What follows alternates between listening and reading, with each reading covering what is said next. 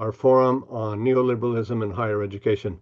I'm Ruben Martinez. I'm your co-host along with Frank Fear. We've been doing this for about 10 years now, and our purpose is to promote understanding and discussion of neoliberal issues in higher education. We do this through a series of articles, commentaries, and some panel discussions on key topics with colleagues and thought leaders. We started this work, as I mentioned, 10 years ago. And unfortunately, some of the things that we were concerned about at that time, hoping to help people understand what was going on, have been trending and are coming to pass, unfortunately. Hopefully, the apogee of neoliberalism occurs with the Trump regime, which has taken a sledgehammer to federal research funding, to federal funding for students, to freedom of speech, and of course, to academic freedom. This takes higher education far beyond the corporatization that neoliberalism undertakes.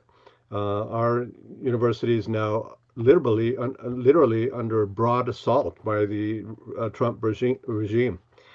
It takes us to the melding of neoliberalism with white supremacy, militia movements, political evangelicalism, and nationalist movements. So today, to speak on this melding, we have our guest, Dr. Michael GAVIN, who is president of Delta College here in Michigan.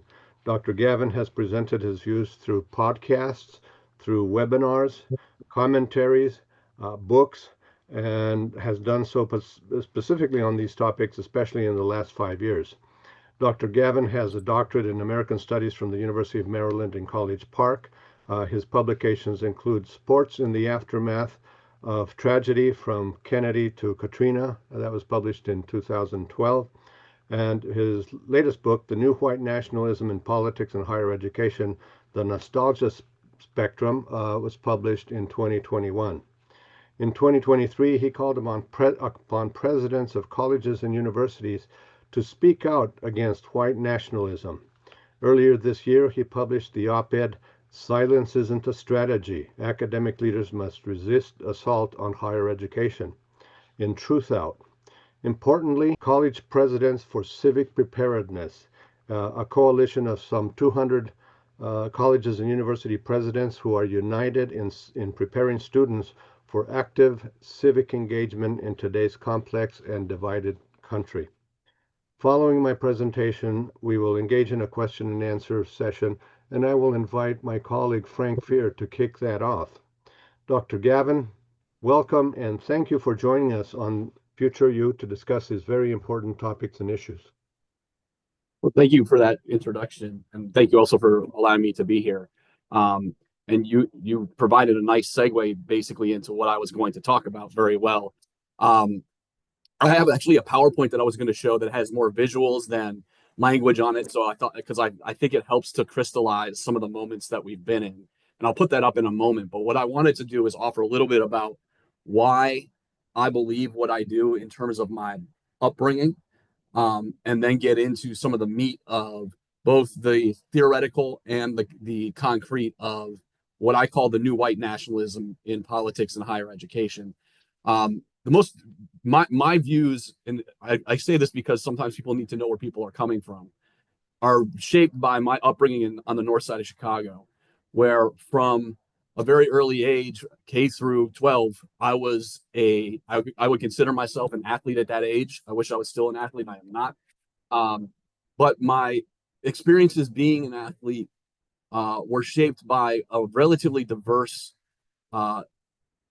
experience. So my teams, whether they were in football, soccer, basketball, or baseball, were about, roughly speaking, about a third white, a third Hispanic, and a third African American. But I had that experience all the way K through 12. But by the time I got to ninth grade, I was placed into honors and AP classes.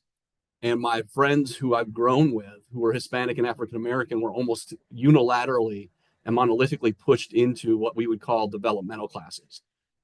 If you tracked that same group of people, you could see their zip codes were also segregated.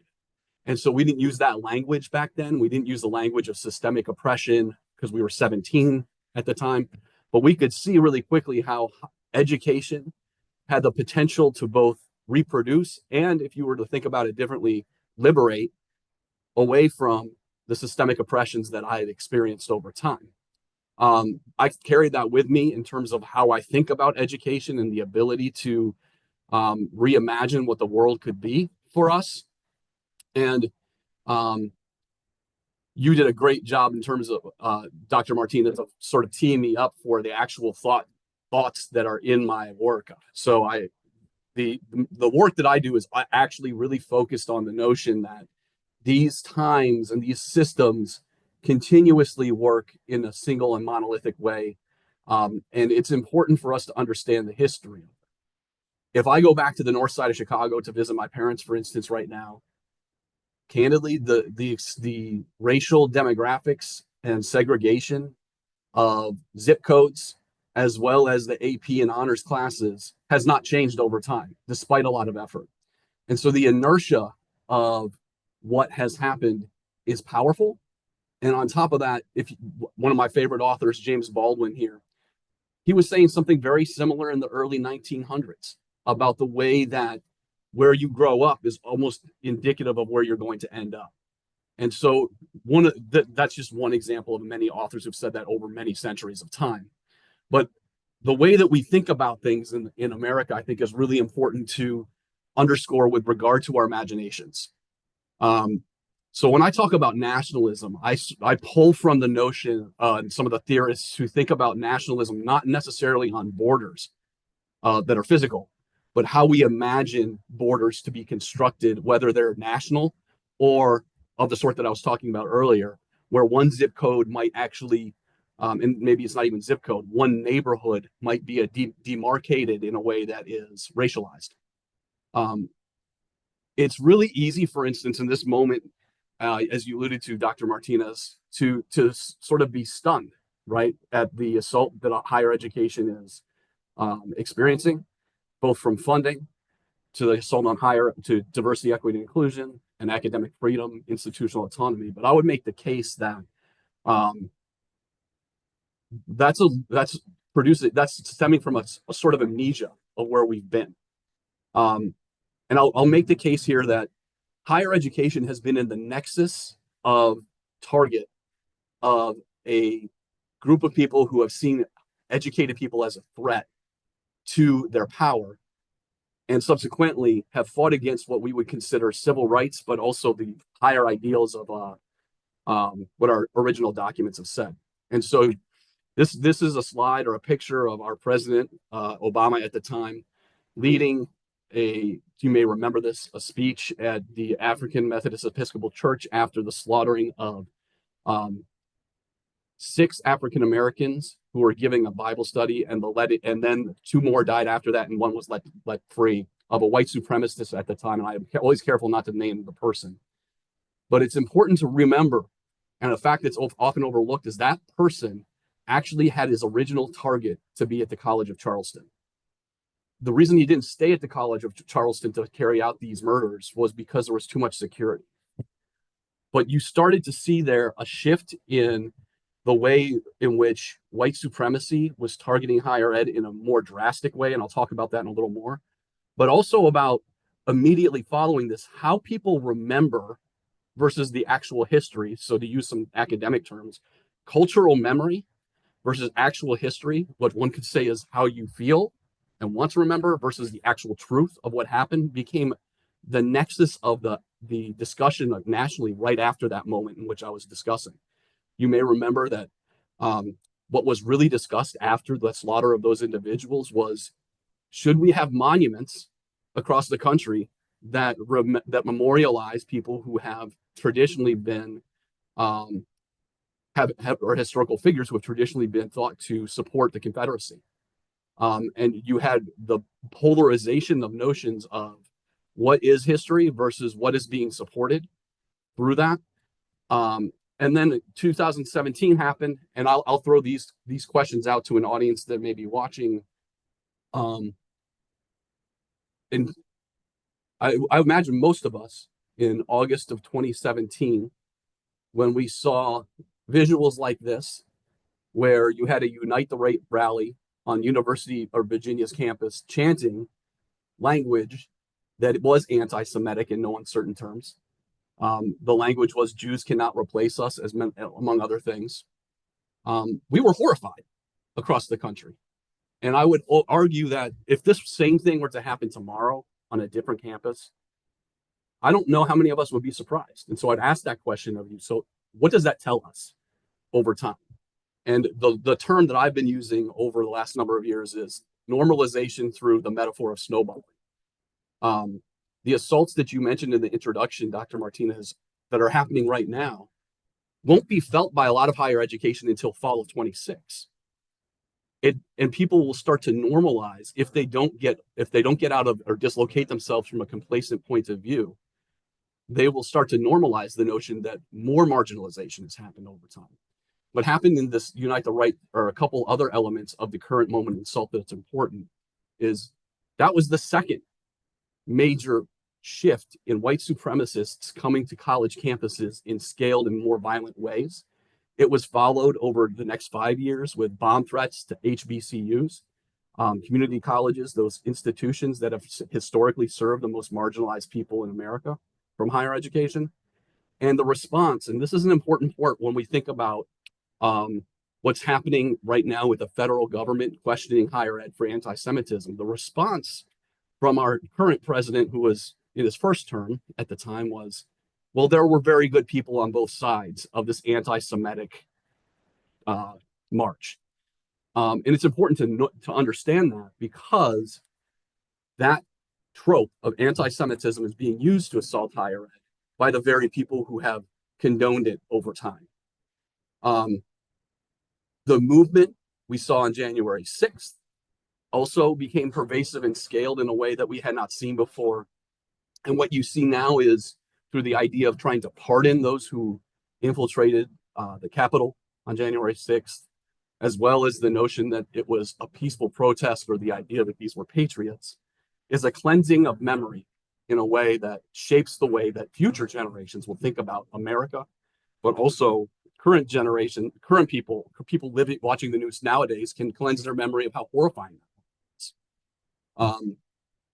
And this is all to say that the construct that I would offer is that, and what's shifted in the last couple of years, I would say couple of decades, is that those who are really concerned about social justice, those who are concerned and put the locus of understanding true history and how it impacts the future generations, how one imagines the nation to be in the future with more diversity, is directly in line with how one believes or understands the history of the past. And another way to put this in a more concrete way is, one of the major strategies of what I've called the new white nationalism is to take what the Martin Luther Kings, the James Weldon Johnsons, the Sherman Alexis have said to us over time, which is that the most dangerous person in America is the white complacent, and use that as a strategy. The way that things happen and continue to snowball and get worse in terms of marginalization of folks on campus, and I'll show some data about this over time, but also the assault on higher ed, has happened because many people who are complacent assume things will not turn out badly for the country or for them, or they only act when something bad is happening to them. Those in power who are making these policies completely understand. Then you have another sector of group who watches certain media outlets and believes certain things that are not true, and they are tricked into certain concepts that are even harmful to them. But those people are often tricked into thinking about a historic and mythological whitewashed past of American history that denies the horrors of some of the things that it's done, and is destined as a result to repeat them. And so the tension over time is, and this is language on the slide that basically suggests that the way that we as a country and individuals within it sees the understanding of history and America's institutions as having some oppression in them, is a way to understand how to dislocate the oppression within. Understanding history allows us to actually not repeat it, but more disrupt the systems that have been built in the past. And then the other extreme are those who hold on to this nostalgic idea of American mythology, as if things were better in the past, and are not wanting to interrogate systems in the present. And in the meantime, the systems and structures continue to allow those in power to gain more power by marginalizing those who've already been marginalized. And the reason I call this the new white nationalism is if you look at the attacks on curriculum that are happening across the country, where it's literally in North Carolina, a bill is on the table to make it a criminal act that one could be arrested for and fined for, to teach history as we know it from a racial lens or a lens that has gender included in it. You see that the students' imaginations would be very limited in what they're learning regarding to the history of America. And subsequently, when they make decisions longer in their lifetime about policy, about the world, that it would be more of a whitewashed version. And the mantra of white supremacists has been, we must secure the existence of our people and a future for white children. It's really hard to divorce that mantra from what's happening in curricular matters, as well as funding for people who are not white over time in the current budget reconciliation that's happening. So the tenets of the new white nationalism are listed here, but they're very simple. And this is the tenets that I wrote I was writing the book in as early as 2016. But the concept was that the idea is to reduce citizen civil rights. We are in no uncertain terms seeing that on May 29th, 2025.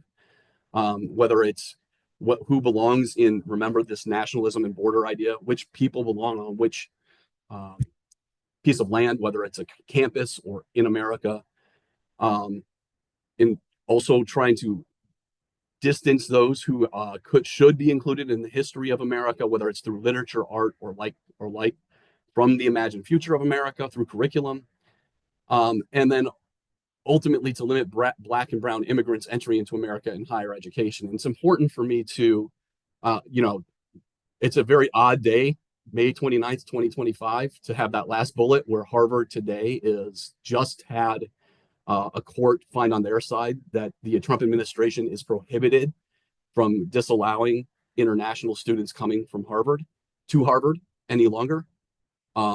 And that was a bullet that was written in 2017 or 16. So the issues with this, though, are very systemic, and it's some data pieces. It's important to remember that 147 members of Congress today are still in place who voted to overturn the 2020 election. Just as important are the state level efforts to eradicate and dismantle the idea of inclusion from curriculum, as well as student supports at the state levels. So states like Florida, Texas, North Carolina, Ohio, and I have a map to show this later, are already actually well beyond what the executive orders of 2025 have shown with regard to actual legislation being implemented. And this is a map that is probably the most disturbing. And you can see this is from 23, but it actually, so there's some more red that belong here. But almost every state in the country has had legislation brought to their halls of Congress at the state level to intimidate faculty from teaching what they should teach, and to eradicate or dismantle budgets that are meant to support students, especially those from economically disadvantaged backgrounds, those who are Black or brown, or who are LGBTQ. The other part that, just to make sure that I don't forget to mention, is I had mentioned earlier that you saw this shift in white supremacists' approach to higher ed and infiltrating it. That wasn't new; it was just a different approach. So, through the 1960s, you saw David Duke and Wesley Swift trying to recruit members into the Ku Klux Klan. Now, what we see, however, is a totally different approach, where whether it's through neoliberalism or through just an all-out assault on academic freedom, or diversity, equity, and inclusion efforts, that the idea is not to get the fringe, but the mainstream to believe in or not challenge those kinds of legislative bills and or concepts that would ultimately have the outcome years after they're implemented of further marginalization of people. The federal financial aid changes that are under the reconciliation bill of right now, in no uncertain terms, are all about that. If you don't take 6 credits, you'll get no financial aid or Pell. And that's our part-time students in higher ed, most of whom are actually all of whom will be economically disadvantaged, and most of whom are Black or brown. So I would argue too, though, that, and Frank and Ruben, we talked about this a little bit in our meeting a couple weeks ago, but one of the major tenets also of what I've called the new white nationalism is to not only question tuition's cost, meaning what is the value of higher ed, but also to think about that, or actually to make the case that the humanities, the arts, the sciences, those elements of humanity that are very important to becoming a good citizen, but also understanding others, are not necessarily important, and reduce funding to those disciplines in order to ensure that people will become more STEM focused, which is not a bad thing. But in the absence of learning a little, for lack of a better way to put it, Shakespeare, or a little multicultural Alice Walker, you should learn how to be a cog in a wheel. You see that the power structure does not necessarily shift, because those who own the factory or own a organization that is very lucrative will just have workers who don't necessarily think through all the power structures that reside in as a result of their academic upbringing. This is a slide I put together. I'm aware that I'm not the best graph maker, but I'll explain it really quickly. And so sometimes my language is better than my figures, but this is really just meant to say, and there's an issue with my technology here. At the top of this is supposed to say 185% increase of Black and brown people on college campuses since 1980. And what the slide is meant to show is 2 things. Over time, you'll see that from the 1980s to 2020, we have increased the Black and brown bodies on campus. And if you think about that in terms of national, again, imagined borders, who's imagined on campus, who's imagined to be allowed on campus, and who can belong there. It's coupled with that the market share, for lack of a better way to put it, of white students on campus has decreased nearly 30%. In 1980, we saw a book called The Closing of the American Mind by Alan Bloom. Many of you probably remember, making the case that a move away from what are called canonical texts, from like Faulkner to Fitzgerald, and focusing not only on the James Baldwins, the Ralph Ellisons, the Sherman Alexie's, is a big mistake. And it was it was a very visceral text that took off in certain circles that were also aligned with what was called the Southern Strategy, in order to use different words to talk about race that didn't seem like they were talking about race, racially coded language. The 1990s and 2000s saw first legislation that we would call DEI today, but back then it was called things like diversity or multiculturalism. In 1990, you saw Arizona and Maryland both trying to, actually Arizona being successful with state level legislation banning multicultural learning in K-12 districts, which is very much associated with both the closing of the American mind theory, but also over time that less white people were coming to campus in terms of the ratios of African American, Black, and brown people. 2000s, you saw Turning Point USA, which was sort of a fringe operation at the time that would literally make threats to many of our faculty on campuses to not teach diversity, equity, what we would call diversity, equity, and inclusion today. That is now actually at the center of the Department of Education. And actually one of the major groups that helped President Trump win his election that he just won in November of 24.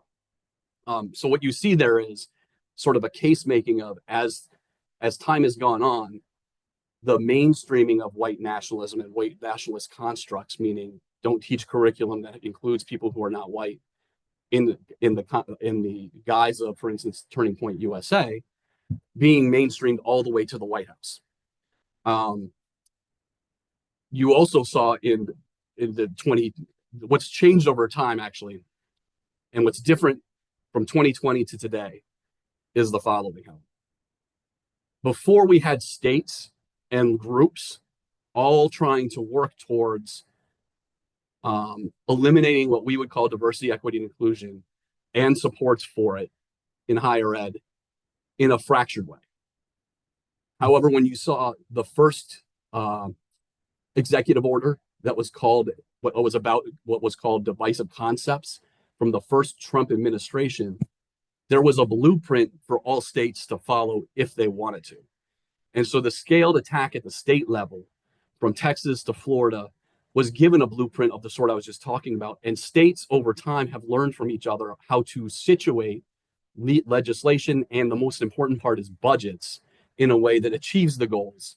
Budgets being easier to eliminate rather than create bills that make what we would call speech rights illegal. So some of the problems that I think we're facing in higher ed are that we are stuck in our arcane ways of thinking, but also part of that is we need to be very clear about which battles are important to fight. Many of the battles that are being fought right now are about what I would call very, very about the minutia rather than the big things. One of the elements, for instance, also are that we in higher ed, I think all of us have professionally grown up in a world where two things are true. One is that most of the time, higher ed has been seen as part of the common good. That's not true today. The second part is that many of us professionally grew up where we just needed to find a workaround. If there was a policy that came down from a state or from the national level, there was often a way for us to figure out a way, at least at the administrative level, around such legislation in order to do what's best for our students. And we have seen that that is not the case anymore. Workarounds are not really possible, especially in certain states where, like Ohio, where it would be, or North Carolina, where it's literally get arrested or follow these laws that it seem to be anti-educational in the first place.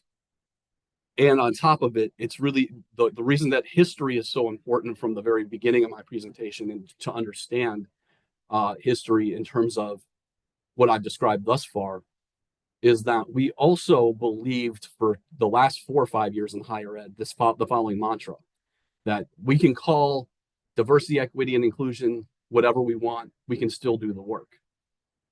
And my argument has been and continues to be, it's not about the words, it's about the work. And meaning the attack is about the work. It is not about anything else. And we've seen that in the reconciliation bill that's out there right now. And at the state level, through many states across the country, where the law of the state is actually very contradictory to what we know as higher education ideals, but also educating people who have not necessarily been in higher ed. So I'm going to skip this slide really quickly, but what it just because I'll not skip it, but go talk about it really quickly. But it basically said in 23 that the assault was coming. Here we are in 25, it has come. And here's where I think the neoliberalism and the concept of white supremacy in higher ed are very much aligned.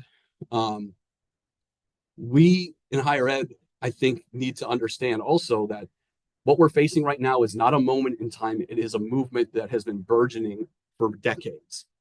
And on this slide are some examples of of organizations, not higher ed institutions, organizations that are funded in the millions of dollars with single purposes, which is to eradicate institutional autonomy, academic freedom, and diversity, equity, inclusion from all higher ed systems. In higher ed, we don't have a similar blueprint or organization. We have some organizations that really like academic freedom, and that's what they do. Some organizations that are really focused on governance. And we also have many organizations as part of their DNA, believe in diversity, equity, and inclusion, but we have no organizations that have said the purpose of higher ed is to defend all three of these. And so we are not really well poised for the moment that we're in. We're also not very good. Those of you who have worked in higher ed, I think we would all agree, we are not nimble, we are not fast, and we are also not well organized to organize. And those three things really have put us at a deficit in terms of how to prepare for this moment.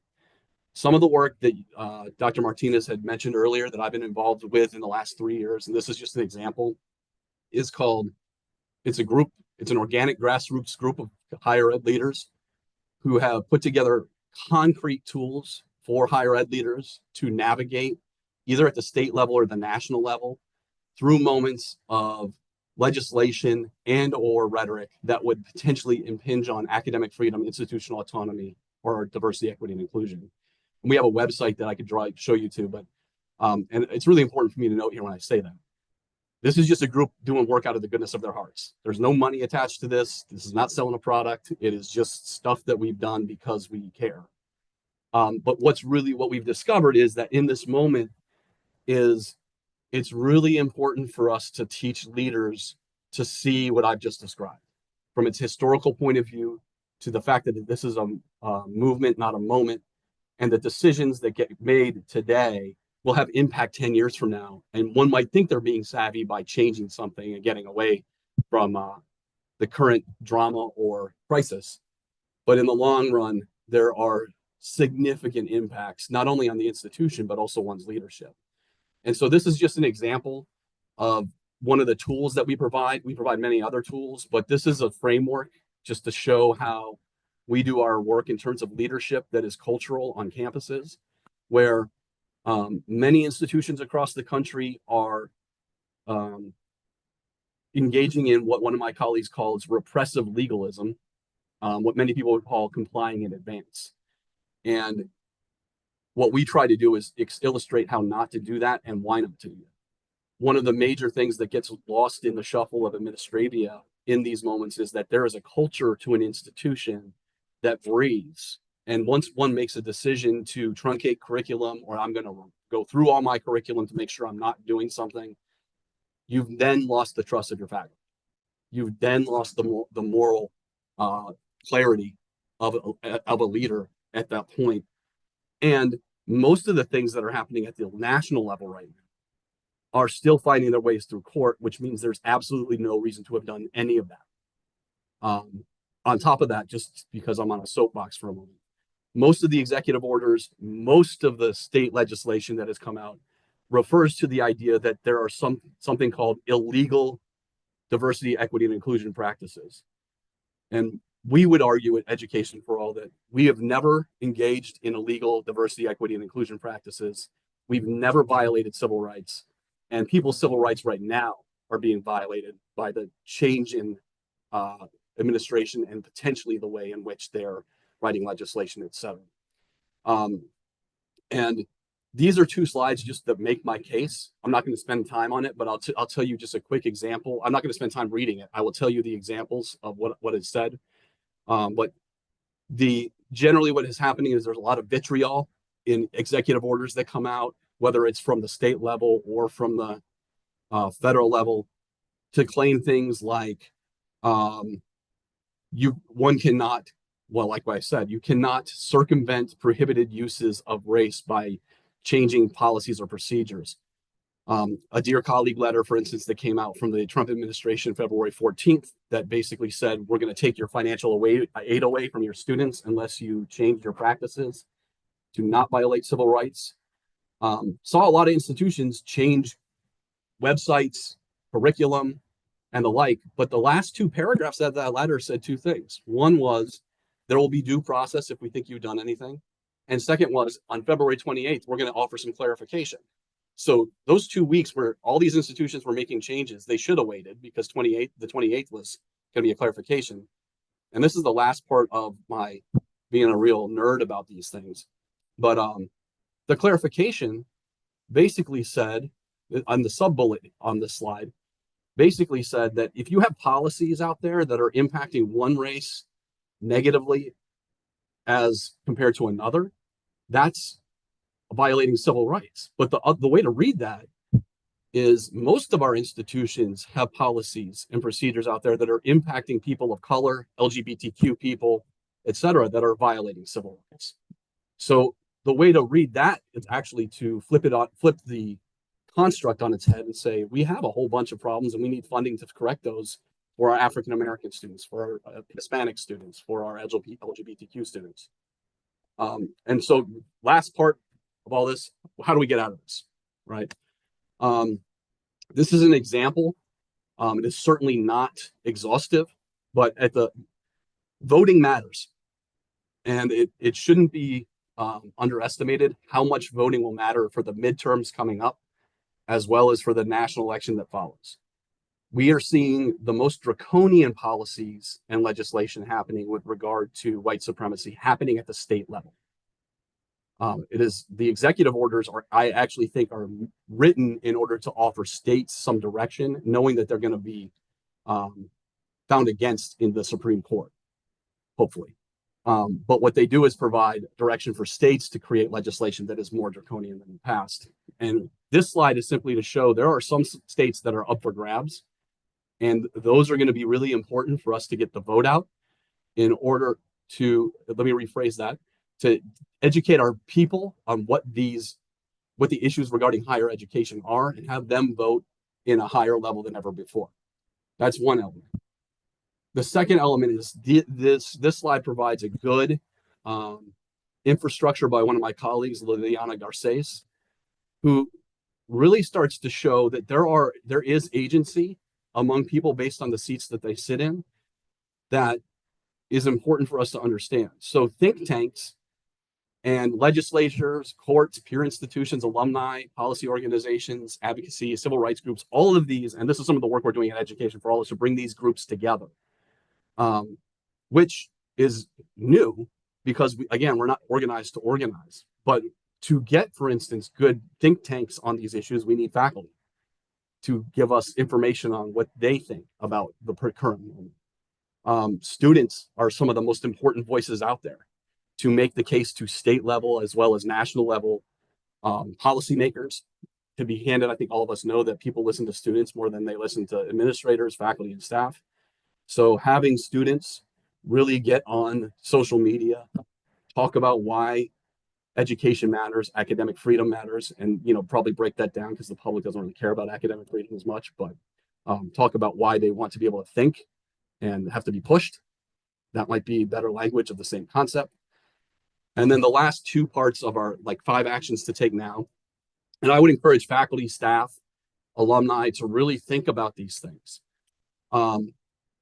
Many of us have been on faculty senates or the kind of governance bodies inside of institutions where we argue literally about commas for 5 months. That is too slow for the moment that we're in, and it is focused on the wrong things. So reimagining our governance systems is really important so that we can be nimble in a way that allows us to react, but also move towards a better future. I've made that argument prior to this moment where the longer we take to make decisions, the more semesters we lose students. So moving our governance systems to be faster, I think it's pretty clear that academic freedom is being weaponized against us. But I also think it's important, and I really appreciate Drs. Martinez and Fear for inviting me here, because it's really important that we start to understand the diversity within our educational sector, right? We've got flagship states, universities where you all from. We've got Ivy League schools, we've got community colleges, and that can be a strength rather than a weakness. And then finally, we really have to move towards being clear-eyed about the threat that we're under, and not rely on the mantras that I've seen for the last 3 years, which is we can find a workaround. You cannot find a workaround unless you confront. And the last major concept that Education for All is leading is, my language on it is, I think we need a Johnson Commission 2.0, which is really focused on, is higher education delivering on the American promises? And thinking about funding structures, everything from funding structures to curriculum, and to a North Star of potentially thinking that higher education is a right for every single person in the country. What does that mean in terms of the situation in the national consciousness of different kinds of higher education. Is Harvard always supposed to be the one we think of first? That's a one way to concretize that concept. So with that being said, I think there is hope, and my experiences in the last 3 years doing this work, I will say that I've run into some people out there that are full of vigor and hope and excellent ideas. You, Dr. Fear, and Martinez being two of them. And I think there is reason to reimagine and see this moment as an opportunity also towards some of those goals and probably others as well. And so with that, I'll close. Thank you for letting me do this. Thank you very much, Dr. Gavin. Excellent presentation. This time I'd like to invite my colleague, Frank Fear, to join us and give him an opportunity to ask some questions, and then I'll join the discussion. Thank you again. Well, first of all, that was a phenomenal presentation. We really, really appreciate not only the message, but your standing as not only a scholar, but a university president, college president. It's the messenger that's very important. If there's anything that I would take away from your presentation, it is the fact that this is clearly not only a coordinated effort, but that it is based in a long-term way of thinking about how to achieve the preferred outcomes that didn't start yesterday or even 5 years ago. One of the things we've emphasized on our site on Future U is going back to the Powell report, who became Chief Justice of the Supreme Court, Lewis Powell, and his report to the U.S. Chamber of Commerce in 1970. And if you read that report today, you can see a trail of bread really was started that leads to today. The first question I have is this. One of the things that I think we're faced with is that, and you've really helped in terms of informing why it could be an issue for America. And when we watch the media, read in the media, they often use, we're not at the point of a constitutional crisis. And I understand that if you're thinking about it from a legal point of view, it's relatively easy, certainly easier than what I'm going to describe in a second, to be able to identify when that point has been achieved. The question is, are we at a point of a socio-cultural crisis? And if we're not there yet, how close are we? Yeah, I like that question. I'm not sure that I have an answer, except for I would say that we've passed that point of being in that crisis. I don't know that.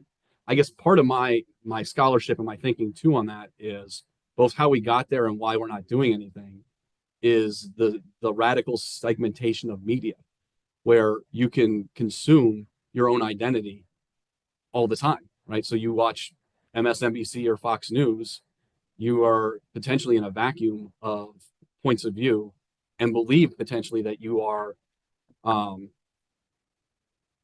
upholding what we would call the American ideals because of what I would call some media outlets offering us false narratives about institutions, people, etc. And so I would say that we are. I would think that most of the public would say, some of the public would say that we're not, and sort of actually probably look at the entire presentation I gave with a side eye. So, but I think we're well beyond that point. I'm not blaming the media for that. I'm just saying it's a product of a cultural phenomenon that has happened, to include a radical complacency among our people, which I can't put my finger on how or why that happened, but I do think the complacency is actually one of the most concerning parts of our cultural norm today. But you are seeing some activism, like at the same time, right? So we are seeing some activism out there in the last 3 months. So I also don't want to. It's a hard question to answer because you see both sides. I can see both sides of it, but I appreciate the question. I wish I had a better answer for you. It's a great question. Yeah.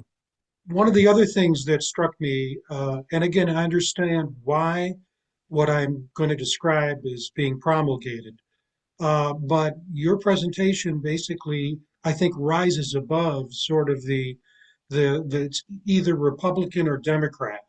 because the issues you're describing really do not pertain directly to party, but they pertain to what is America, who are we, and what do we seek to be, not only today but in the future. And related to that is something you mentioned at the very beginning, and that is the normalization of reality, just every day, literally, a new brick. Not to mix metaphors, but another brick is being put in the wall. Right. Today, for example, the one that captured attention this morning was Secretary Kennedy basically lashing out at medical journals for being corrupt and threatening that American scientists should not publish in the New England Journal of Medicine, for example, and that he, within his own within the own agencies, would have in-house publications, which again controls the information. So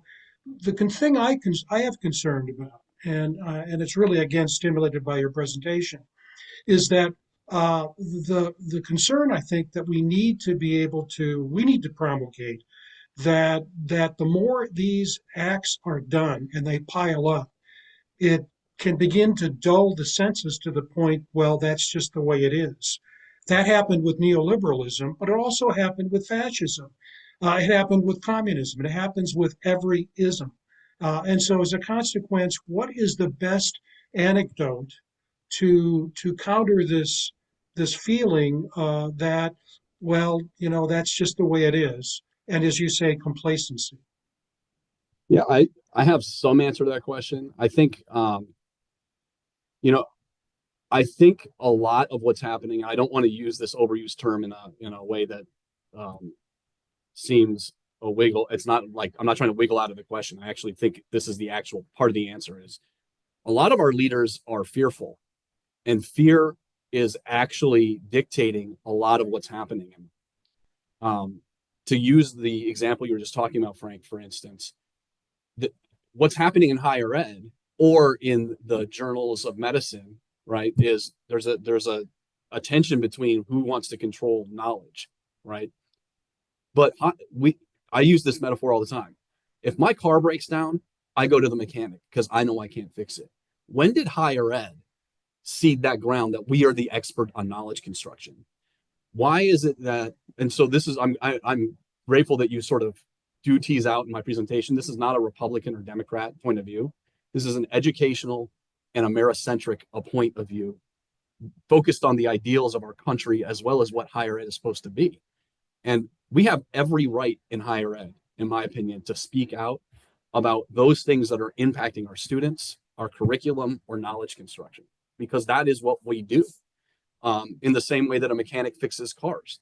But somehow we cede the ground because we're fearful that you keep hearing these mantras. I don't want to put a target on my back. Well, the news is that the target is on your back. They might not be naming it, but if you're not getting the funding you needed, you're a target. So I think that we have to, I think a major part of the answer is coalition building and unite in ways that we haven't before. Going back to that one slide where there's a framework between policymakers, legal scholars, we need to reach across boundaries to people that are like-minded to work together. And we also have to get over at the higher ed level what I see to be a paralysis because of fear of not just speaking out, but acting in a way that actually leads to that coalition.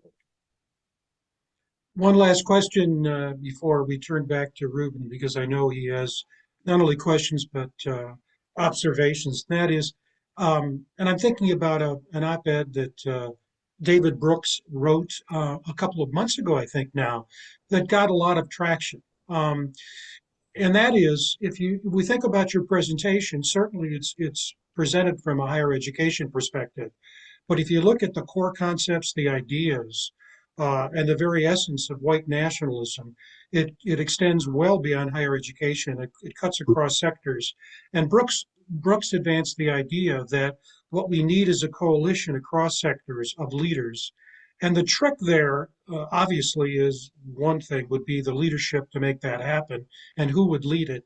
But the other thing that I think is extremely important about this is that it can't just be a reactionary movement. in athletic terms, you just can't go on the offensive. What's Mhm. really critical here is to basically uh, maybe go beyond the offensive and really be able to say, look, there are ideals, there are concepts, there are ways of thinking and valuing that are fundamental to the American way. That's what's being threatened here. This is really about redefining what America is, what it stands for, and what it seeks to be in the future. And in so many ways, what it does is it's not reform; it flips the coin. It's transformational. So the question is, sorry for the length of it, is it possible to extend beyond sectors to be able to uh, be together in a more unified way, not just in opposition, but in reinforcing the American ideals and values? And if so, how might that happen?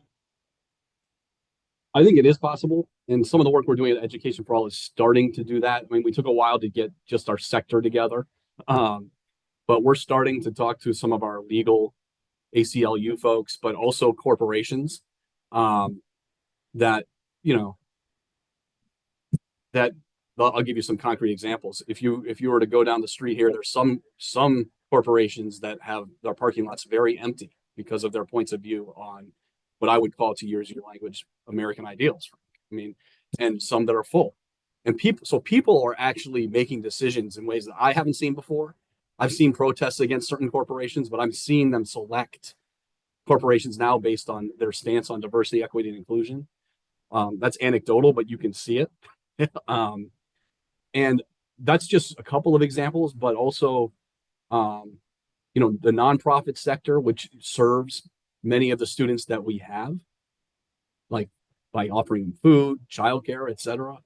We're trying to unite very closely with those. So let me answer it this way. I think there's both a very localized approach that needs to be taken within communities so that we put a net around our students as well as our faculty and staff. And that becomes a model nationally, I think. And then on top of it, nationally, I think there is some of the last slides I was saying, as I don't think this administration would do it. So I think we need to take the onus on ourselves of getting to the point you're talking about. What are we supposed to look like? We're not there.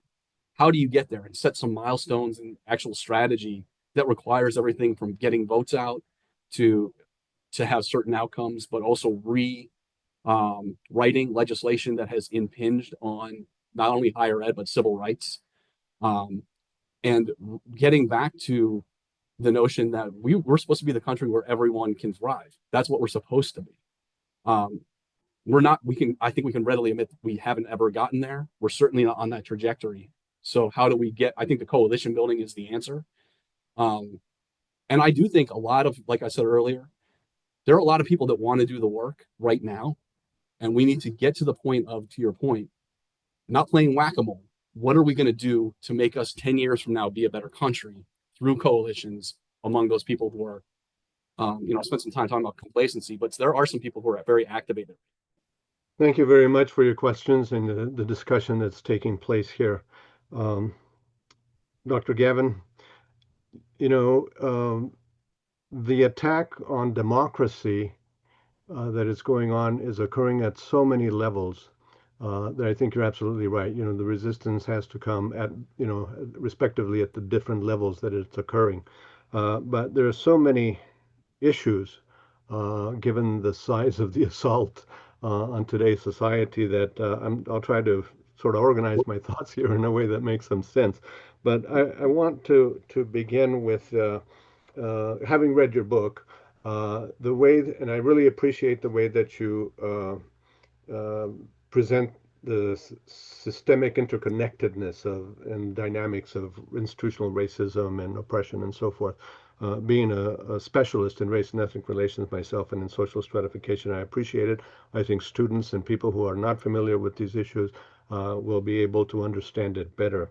One of the things that I really appreciated in how you presented it was, and I don't remember exactly how you said it, but my view is that history is a river of events. They're interconnected across time. And while we have, interconnections across our systems today, wonder if you could speak a little bit to that river of events that have been taking place, but mostly at the, if you can speak to it at the systemic level, because I think that's critical for people to understand when they don't have an understanding of group dynamics. Everything is radical individualism. Right. I can try my best. I like that river of events. That's exactly sort of the concept that I try to bring to the book.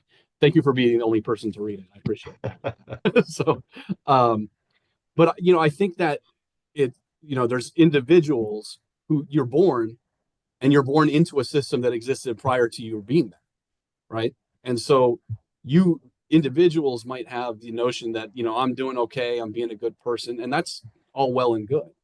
But the structures and system that everyone is born into is based on centuries of that system existing in the first place, which has a history of, and there's no, people want to debate this, but it is not really debatable, has a history of oppressing people.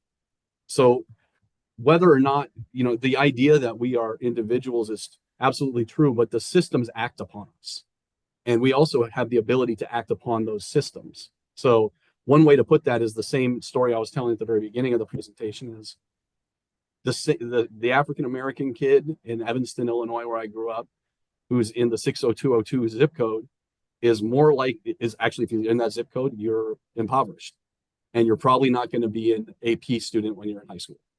So that's not because of anything about that student. It's because of the systems and structures that have been existent for a long time, and there's ability for us to disrupt those. I hope that answers your question a little bit, Ruben. It does, and I appreciate that. Um, One of the things that we haven't touched upon is the discontent that has led to the passion of politics these days, right?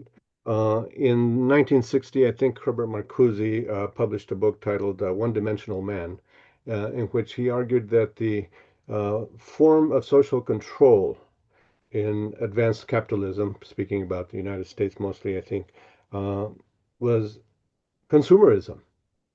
Mm. And I would argue that part of that complacency that concerns us is that we do not have an informed citizenry here in the United States. What we have is some people who are most concerned about consumerism and so forth, and really have not paid attention to what has been going on. Uh, I know that with the GOP, I mean, their view is, go to bed at night and sleep well. We're taking care of everything for you. And I think to some extent, the people that President Clinton surrounded himself with, the Harvard types and so on, also kind of held that same kind of point of view. In fact, I view Reagan as neoliberalism 1.0 here in the United States, and Clinton as 2.0.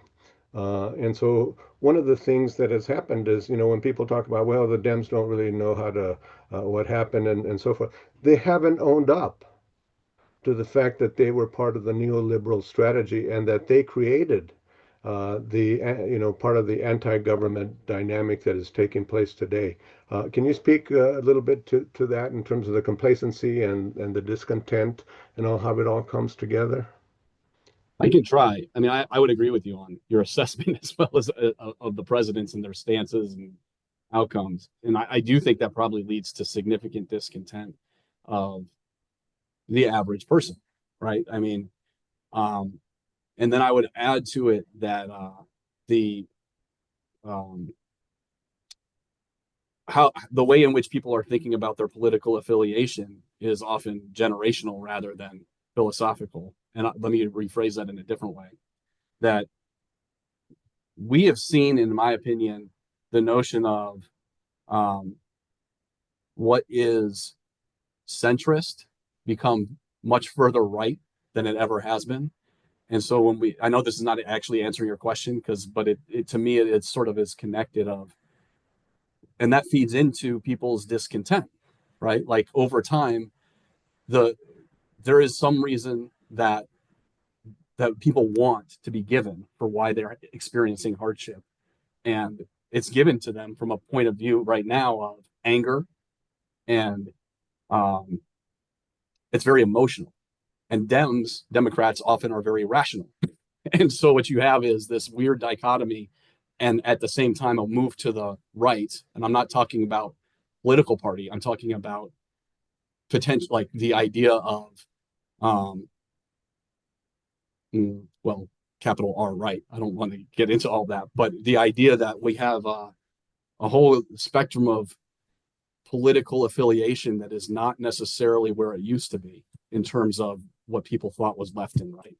And on top of it, that this is sort of the connector to your question, I think. As the Democrats have not owned up to it, they're also letting that slide happen.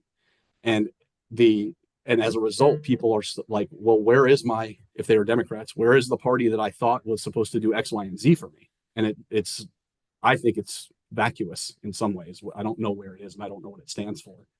So that's my best attempt to answer that question. He got me on one of those. I was like, I don't know. Thank you. Thank you. No, I appreciate it. I don't know, Frank, were you going to ask a question? You're muted. Muted there. I think that was a very good response, Michael, in terms of where we are. And it's one of the things it's frustrating, but it's very real. As I said earlier, I mean, you don't need to take a Republican Democrat lens to what you're talking about, but we do, don't we? And so I really like the idea that you're talking about it in really philosophic terms, because one of the points that Ruben and I have made, and others, we're not alone, is that there has been a move generally to the right, so that we sometimes think that everything is stable and it's a matter of which side of that divide, if there is a divide, that you're on. But that point is moving, and it has moved to the right, to the point that I'm hearing for the first time in my life, well, the Constitution was crafted in a very different time, blah, blah, blah, years ago. Let's try something different. Let's not necessarily have to live by rules that were crafted centuries ago. And when I think about that compared to my youth, in terms of the Great Society movement, with Lyndon Johnson really pounding the table, saying there should not be a thing called poverty in the United States. It was the war on poverty, was a centerpiece of the Great Society. And you ask yourself, could that even be possible today? And the answer, I think, is no. That's not something with the rugged individualism that is very much a part of the neoliberal ethic. My wife and I saw a video the other day of Love Canal, that situation in Niagara Falls decades ago. And, you think about the deregulation, which seems to be preferred by many. And that's one of the things when you look at what happened with the Love Canal and why it became a crisis. But then you also look at the activism, local people organizing, both homeowners and renters, that got the federal government and the state to move. And it really comes back to the need for people to get active, to organize, find people that they can partner with, do something. It doesn't have to be A or B or C. The palette is wide, but do something, get engaged, exercise your voice, move your legs, if you really value it, because otherwise it's going to be too late. And the point, I'll close with this, the point that's really critical in all of this, and why your situation is, as a college president, I think is unusual, if not unique, is that when I look at my career and I think about when have there been organizing moments on campus, it almost always starts with the students. To a certain extent, some faculty will get involved, but the administration, that includes not only the governance of the institution through the board of trustees, but also those in key administrative positions, tend to guard the fort. And so what we need is more activists within, like yourself, within administrative within the administrative hierarchy. So we really appreciate you for who you are and what you're doing. I appreciate that. I think I would actually just add one more part to your uh, getting out there and doing things. We also need to, and I know you know this, I'm just adding my own language on this. Don't wait for perfection. Just get out there and start doing something, right? One of the things that I find interesting, speaking about the new white nationalism, is that it's being presented as white victimization. Yeah. Whites are victims. So, in a sense, getting back to the river of events, this is nothing more than reverse racism, which was the initial way of addressing issues that were raised during the civil rights movement. But it is now within the context of neoliberal inequality. Reagan told us that tax cuts to the rich would give us trickle down benefits, and the wealthy corporations would create more jobs, and everybody just be working on, and enjoying life, and life everything would be honky dory. The fact of the matter is that it defied physics, and wealth trickled up, Right. sadly. But also in this context, we've had a demographic shift. The white population is experiencing uh, decline, if you will, in numbers, just in speaking strictly demographically. And so you have reverse racism, you have demographic decline, you have, structured inequality and so forth. And so I can see why, white population is up in arms about this and following someone like Trump. Uh, but in this context, and you alluded to it, of disinformation and so on, it's in the epistemic crisis that it creates. It's very difficult to help them understand that it's not Latinos who are the problem. We did not create this for them. It's the wealthy who did this, and they did it through these neoliberal practices and so forth. How does this fit within the model that you've presented? I think it's you hit it on the nail on the head, actually. I mean, I think that's it, right?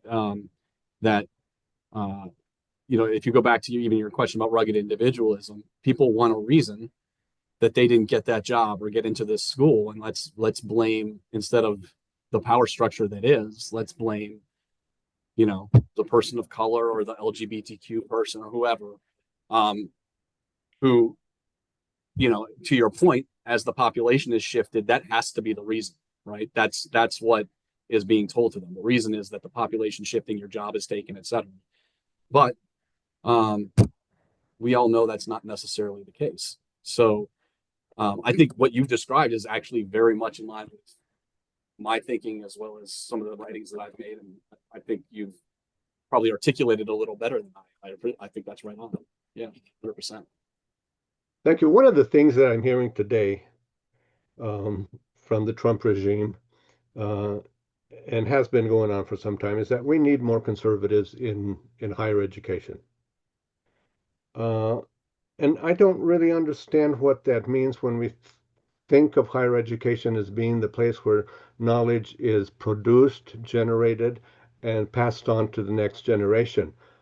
I think of conservatism as an ideology, maybe based on knowledge or some knowledge and so forth. But, higher education does not hire people on the basis of ideology, not that I know of.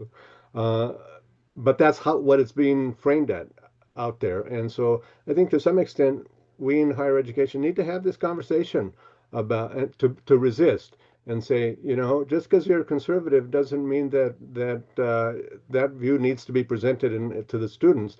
Unless it's based on knowledge, and knowledge is something that has been produced through the unfettered pursuit of truth. Right. So I have like three different answers to that, Excellent. response to that, all of which are in line with what you said. Um, but let me just start there, and it goes back to what you were saying earlier too, Frank. Of knowledge is apolitical, right? And what happens, and what has happened, in the same vein of the last conversation you just started, the question you just asked, Frank, too, is people politicize knowledge that they don't like right now. And somehow our administrators, our leaders are seeding the ground of what academia is supposed to be. The other response is probably more informative. AAUP had just did with Penn America did a great study on the very phenomenon that you're talking about from students' perspectives. And overwhelmingly, students have no idea of the political ideologies or bents of their professors on campus. Overwhelmingly, in contrast, students feel uncomfortable because of other students' conversations with each other about political ideology.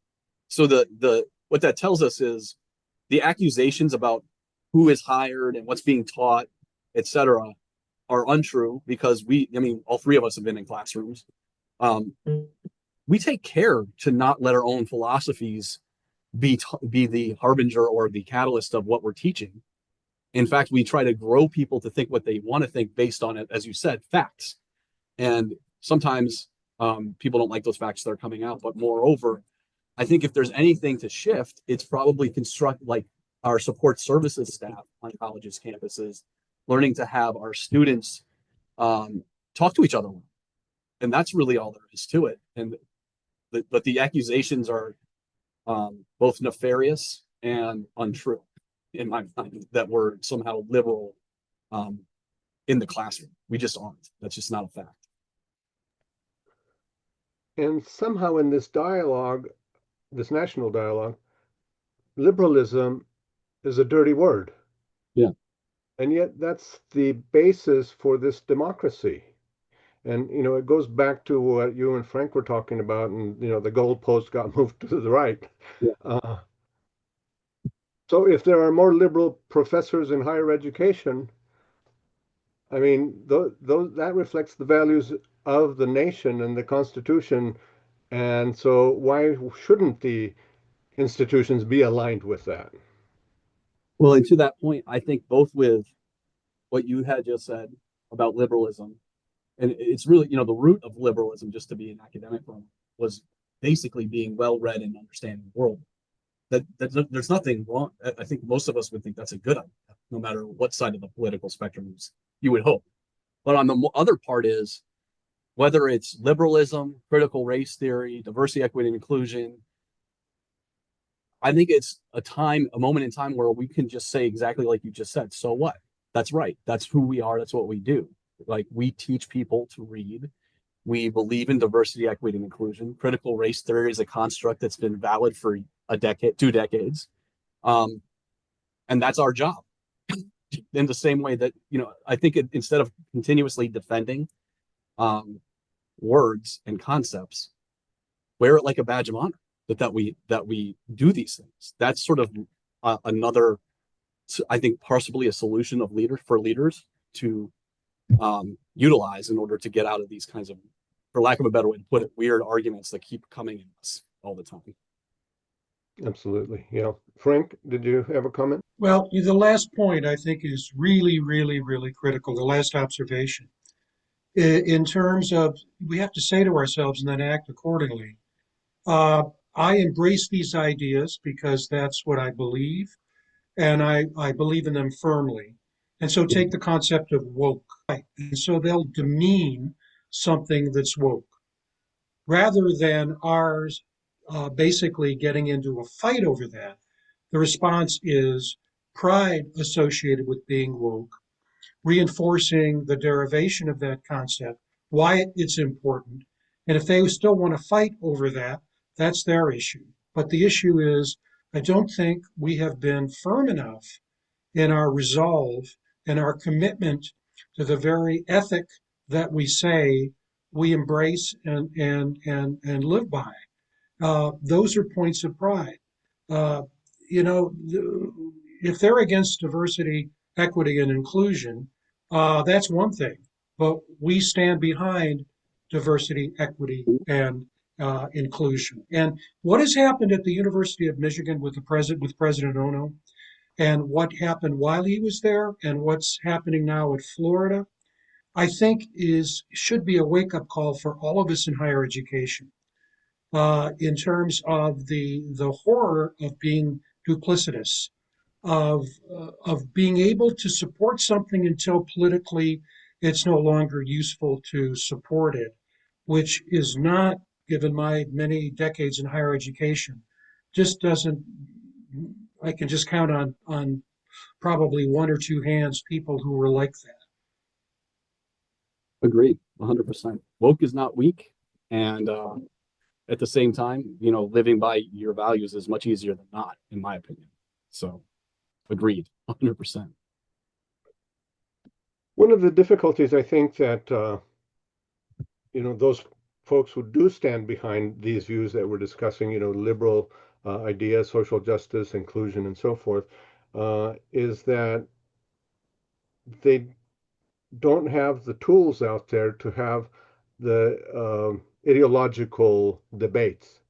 So let me give you an example. I was doing some work in Kansas last year in the springtime, and I was driving across Kansas. It was a rental car, so I didn't have a whole lot of access to music and so forth. So I would turn on the AM radio, and just like every 50 miles, there'd be a new station that was right wing, and saying this and that and so on, and sounding very logical and very certain and so on. Well, I knew, being an educated person, that much of what they were saying was wrong. But the audience would not know that, and the manner of presentation was so, acceptable, if you will, because it wasn't, fringe, lunatic kind of talk. It was basically presented as if somehow this is the truth about the world. And yet, people who are, wanting to save democracy, wanting to protect democracy, we're not able to have that resource at our disposal. And I think to some extent that's a major disadvantage to what's going on. Yeah, I agree. And then just couple it with, um, so I was in Maryland for 20 in the Baltimore area for 25 years and grew up in Chicago. I spent 4 years at a small liberal arts school in central Pennsylvania and then came to Michigan that has its rural pockets. And one thing I've discovered is that most people are actually very good, right? But if you consume these things like the right wing media and you have, your knowledge constructed by that, you'll have certain belief systems and there's no counterpoint to it, right? And and I mean that from the perspective of there are people out there who are not good, but a majority of them are good. And so how do we bring into the fold those people who are maybe either not well educated and or just consuming the media and believing it, of the sort that you were talking about, Dr. Martinez, in a way that moves them further right when they could have been moved either central or left. And I think I was just going to mention that also because it's real easy for us to keep talking about the politicians, but the people, like, right down, I'm a Delta, right? All the, even the state politicians in our area are all very committed to education. It's just such an odd phenomenon that's happening nationally where the vitriol that you spoke of about half an hour ago is dominating our interactions with each other. And it doesn't have to be that way. I don't have a solution for it, but I'm suggesting that your experience and mine are similar and it's concerning. So One of the things too that has come out as I've been, thinking about these things and writing about them, you had mentioned, the Heritage Foundation and so forth, the Mercer Family Foundation. Uh, not only do we have these media out there, but we have these think tanks, which I think you spoke to and so forth, and they have interlocking directorates. yes. So Rebecca Mercer, who is with the Mercer Foundation, is on the Heritage Foundation. Rufo, who you mentioned in one of your slides, is with the Manhattan Institute and also with the Heritage Foundation. And so you have all these interlocking directors, and the coordination of their work, also working with ALEC, the Legislative Exchange Group that presents templates for conservative bills to people who have been elected who really don't have any depth of understanding of these issues. They just got elected. That's all, right? On however they managed to do that, and these interlocking directorates, they're the ones that we have to expose to people to help them understand. When if we're going to have local resistance or we're going to have statewide resistance, national resistance, we need to somehow find a way to let people know how this machinery is working. Yeah. Yep.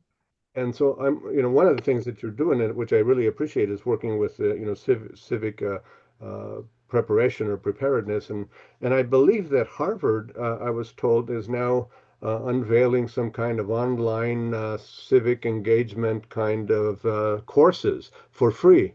I don't know if you've heard that or if you can speak to that. Have you heard about that, Frank? Yes, I have. I have. But I will say this, and this is something we all do. Um, I haven't had a chance to verify it because every time I read something, I want to make sure that it's corroborated. So I don't know if that is actually happening, but clearly it's purported to either be in process or perhaps even available. I just don't Yeah. know. Very cool. Right. I've been meaning to look it up and sign up. I need a little civic education myself.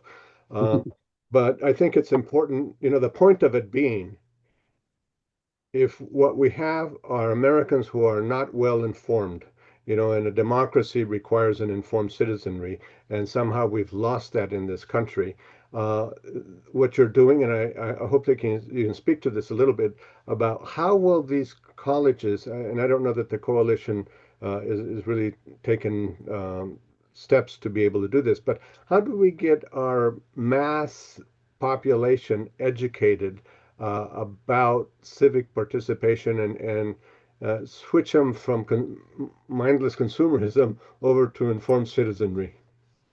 So the group that I lead, called Education for All, we are, well, I guess in 2022, the 2022, the last midterm election, no, I know it was in 2024. Golly. In the last national election, we did a significant get out the vote campaign with, speaking about coalitions with that you were mentioning earlier, Frank, um, with All In and Democracy Now. So we had sort of worked with them not only to get people to register to vote, but to actually vote and also inform them on what the issues were, both at the state and national level. We also have begun, we've created like a number of work groups at Education for All, one of which is about student engagement and also changing the narrative of what higher ed is, um, and why it's important in the general consciousness, which that's the goal. I've made the case that academics are probably the worst people to try to communicate something to a public nowadays, in terms of we get so nuanced, people get lost. So I think what we're going to try to do is get some ideas of the sort that we've even talked about here today and have somebody who knows how to communicate well help us craft those messages. And then I also think that we're also working with like the Presidents for Civic Preparedness, as well as Campus Compact, to find ways to engage students in civic dialogue, not only on their campuses, but across the country with one another through technology. So they'll have, on Delta's campus, for instance, we'll be taught, a classroom will individually talk to a like classroom in Texas about, for instance, gun control. Why do you believe what you believe? We've actually had some really good turnout. About 250 students last year on our campus talked to the students in Texas about those issues. And the most important part was two things. Most important parts were they started to understand how to talk to each other in ways that they had not, and respect each other's opinions where they were valid. And then the last part was they were required to register to vote after that. So we got, but I think the experience and those kinds of experiences that are not, that are beyond the campuses that one is in, and especially different contexts, I think allows for us to potentially fight the experience you were talking about with the radio stations, right? So really getting to know people that are different than you is really part of the name of the game, in my opinion. So those are the three we have. Open to other ideas, obviously, but like I said, it's a long trajectory that we're on. Yeah, so we have to kind of play the short game and the long game. Yeah. Hayek, who was, one of the forerunners of articulating neoliberal ideas, and Friedman and so forth, all of these thinkers were playing the long game. I mean, in their day, they were not highly regarded as thinkers, but over the long run, their ideas took hold. Hmm. So we have to play the short game and the long game. And so, in terms of the long game, and that's what I'm thinking about, is how do we actually get our next generation prepared to be informed citizens and engaged in civic participation and so forth. Thinking of it as the long game. I mean, institutions have long trajectories, but in many ways, neoliberalism has shifted the focus of faculty and others to just producing widgets and cranking out article after article and chasing the money and doing all of this stuff, and we lost sight of the necessity of having informed citizens. And I guess if I had any critical comments about higher education, is that we did forget to produce informed citizens. Yep. And now they're asking us to erase our history. Well, I think you're right. I think there has to be a recommitment to those value systems of what we teach and have our students experience. There has to be. We're lucky enough to have some national associations that are actually spearheading that effort. Right now, I mentioned Campus Compact, AAC&U is working on it as well. But I think over time, as we focus so much on data and completion, which I think we should focus on 100%, often like speed and getting people through has also come at the detriment of what we've been talking about, citizenship and cultivating, let's just call it a well-rounded human being at the end of a college education. So I think those are things that we need to the sector to really deal with. Absolutely. This has been a real delight. It's a blend of it's frightening, Michael, and yet we know it's to be true. And to your point earlier, and Ruben's point earlier, in terms of the need to understand the importance of being able to view and activate further higher education as a repository that helps to answer the questions: what does it mean to be an informed citizen? What does it mean to be an engaged citizen? We're seeing everywhere politically, and as you said earlier, Michael, in your presentation, a lot of the activities at the state level in terms of really trying to hijack K through 12, particularly K through 6 and 8, by diverting public monies to private schools. And a lot of those schools are uh, as they claim we're indoctrinating, they really want to indoctrinate. So it becomes, well, in Texas, for example, in Oklahoma, another example. In Texas, I think the governor is going to sign the bill that mandates the Ten Commandments in every classroom in Oklahoma. They're trying to divert public money to private schools. And so I would just thank you for just reinforcing everything we believe in, and also enriching us with new ideas, new thoughts that will help us, I think, as we continue to engage in really a fight of a lifetime. To add anything to what my colleague Frank has just said, so I'll just give you an opportunity, Dr. Gavin, to make a final comment, and thank you in advance for joining us today. No, my final comment is also a thank you. I'm just really grateful for the opportunity to present some ideas, have a good dialogue with scholars, and so just wanted to say thank you and to express gratitude. Thank you. Wonderful. Thank you very much.